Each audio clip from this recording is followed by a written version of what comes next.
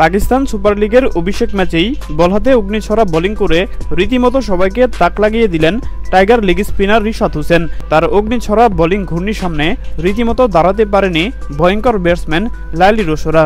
বল হাতে একাই 3 উইকেট শিকার করে দলের জয়ে গুরুত্বপূর্ণ অবদান রেখেছেন এই টাইগার লেগ স্পিনার। দর্শক, প্রথমবার বিদেশি ফ্র্যাঞ্চাইজি লিগের সুযোগ পেয়েই নিজের জাত চেনালেন রিশাদ হোসেন।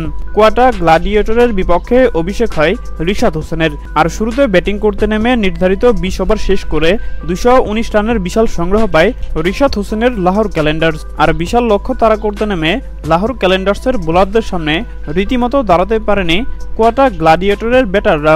এদিন অভিষেক ম্যাচ খেলতে নামা রিশাদ হোসেন কোয়াটা গ্লাডিয়েটরের ভয়ঙ্কর ব্যাটসম্যান লাইলি রোসোকে রীতিমতো ক্লিন বোল্ড করে সাজঘরে ফেরত পাঠান এই টাইগার লেগ স্পিনার, যা দেখে রীতিমতো অবাক হয়েছে মাঠে থাকা দর্শক সহ ধারাভাষ্য কক্ষে থাকা ধারাভাষ্যকররা।